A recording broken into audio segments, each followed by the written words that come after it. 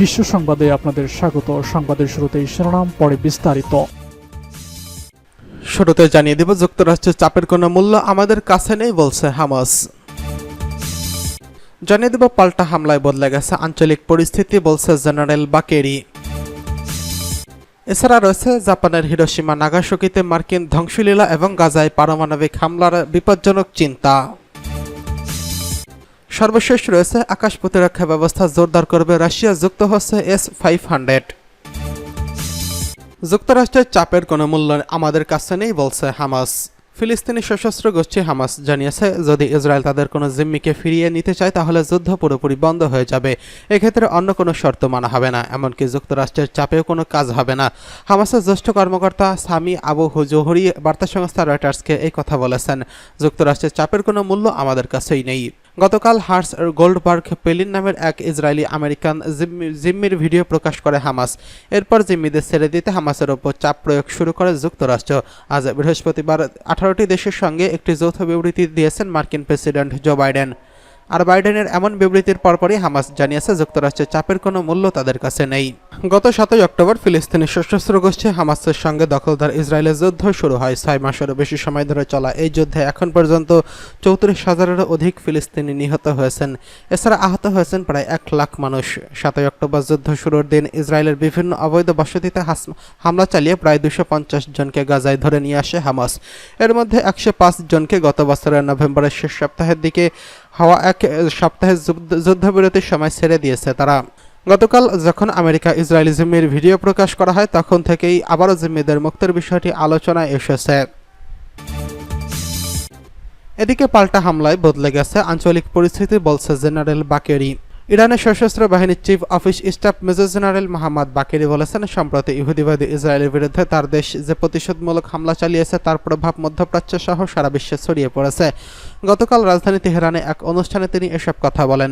অনুষ্ঠানে ইরানের ইসলামী বিপ্লবী গার্ড বাহিনী বা IRGCর প্রধান মেজর জেনারেল হোসেন সালামি এবং সেনাবাহিনীর প্রধান major general Abdur Rahim Musavi উপস্থিত ছিলেন।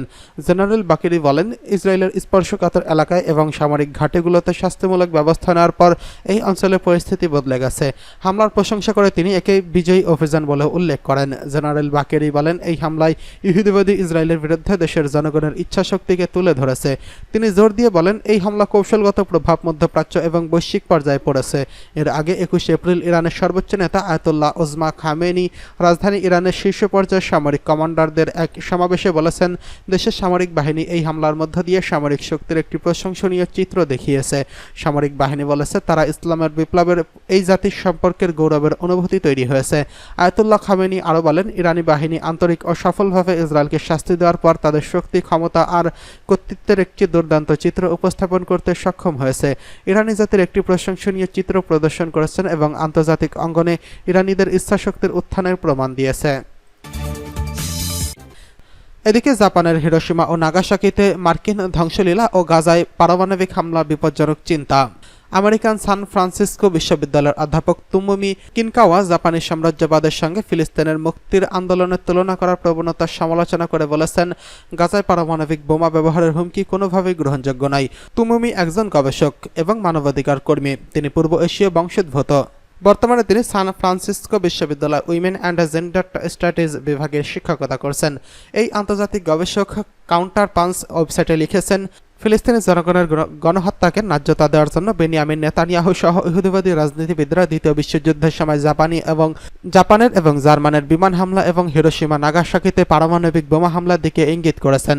দখলদার ইসরায়েলের প্রতি অব্যাহত নিঃশর্ত মার্কিন সামরিক সহায়তার বিরুদ্ধে বিশ্বব্যাপী ক্ষোভ বেড়ে যাওয়ায় একই সময়ে মার্কিন আইন প্রণেতারা ফিলিস্তিনিদের বিরুদ্ধে ইসরায়েলি গণহত্যাকে ন্যায্যতা দিতে এবং গাজার মানবিক সহায়তা বন্ধ করাকে গ্রহণযোগ্য সিদ্ধান্ত হিসেবে তুলে ধরতে দ্বিতীয় বিশ্বযুদ্ধের সময় জাপানে পরমাণু বোমা হামলার প্রসঙ্গ টানছেন।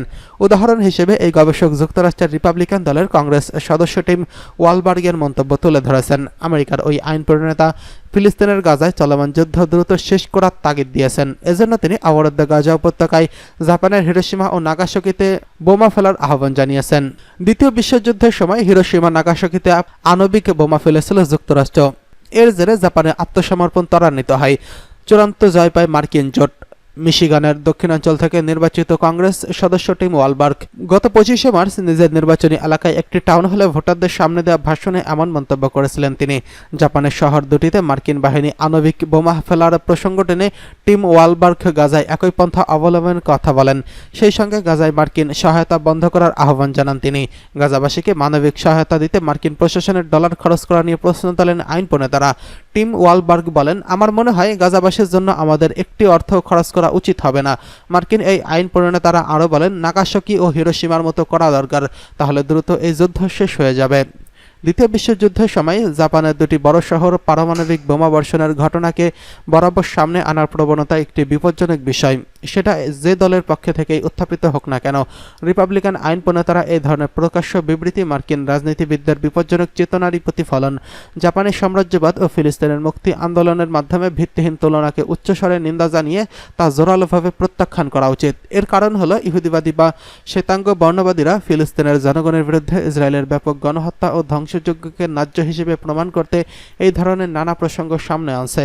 আন্তর্জাতিক আইন ও বিধিমালাতেই ফিলিস্তিনি জনগণকে তাদের নিজেদের ভাগ্য নির্ধারণ লক্ষ্য অর্জনের জন্য সশস্ত্র প্রতিরোধের অধিকার দেওয়া হয়েছে। ইহুদিবাদী ও বর্ণবাদীরা ভুলভাবে ফিলিস্তিনি ঔপনিবেশিকতার বিরোধী মুক্তি আন্দোলনকে ধর্মীয় গোঁড়ামি হিসেবে অভিহিত করেছেন। একই সময় তারা জাপানের ঘটনার মিথ্যা বিশ্লেষণ উপস্থাপন এবং হলোকস্টের অপব্যবহার করে ফিলিস্তিনিদের বিরুদ্ধে নির্মম গণহত্যাকে জায়েজ করার সর্বাত্মক চেষ্টা চালাচ্ছেন। বিশ্বের মানুষ বোঝে যে জাপান সাম্রাজ্য 19 শতক থেকে দ্বিতীয় বিশ্বযুদ্ধের শেষ পর্যন্ত এশিয়া ও প্রশান্ত মহাসাগরীয় অঞ্চলে মানুষদের জন্য একটি ঔপনিবেশিক শক্তি ছিল। সেটার সঙ্গে বর্তমান পরিস্থিতির কোনো সম্পর্ক নেই। জাপানের মানুষ এখন রাজনৈতিকভাবে সচেতন ও সভ্য।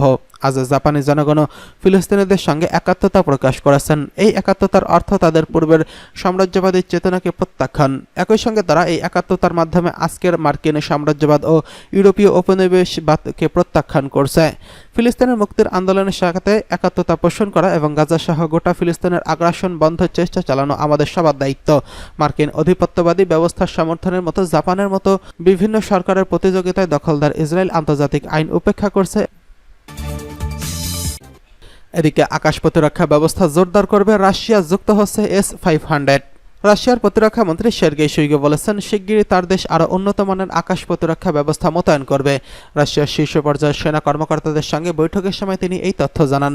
তিনি বলেন, বিমান প্রতিরক্ষা ও ক্ষেপণাস্ত্র প্রতিরক্ষার ব্যবস্থা জোরদার করাই এখন মস্কোর কাছে অগ্রাধিকার পাচ্ছে। শুইগু বলেন, স্বল্প পাল্লার বিমান বিধ্বংসী পাংশির সিস্টেম দ্বিগুণ করা হবে এবং এই সিস্টেম স্বয়ংক্রিয় কামান এবং ক্ষেপণাস্ত্র থেকে। রুশ প্রতিরক্ষামন্ত্রী বলেন, ইউক্রেন যুদ্ধে এই ব্যবস্থা অপসারণ অসাধারণ ভূমিকা পালন করছে। সের্গেই শুইগু আরও বলেন, চলতি বছরে রাশিয়ার সশস্ত্র বাহিনীর প্রতি অতি উন্নত মানের S-500 ক্ষেপণাস্ত্র প্রতিরক্ষা ব্যবস্থা হাতে পাবে, আর এই বিমান ব্যবস্থা এবং কৌশলগত ক্ষেপণাস্ত্র মোকাবেলা করতে পারবে। S-500 সম্পর্কে খুব বেশি জানা না গেলেও রাশিয়া এরই মধ্যে জানিয়েছে যে এই ক্ষেপণাস্ত্র প্রতিরক্ষা ব্যবস্থা হাইপারসনিক ক্ষেপণাস্ত্রকে প্রতিহত করতে পারবে। এছাড়া শত্রুর লক্ষ্যবস্তুতে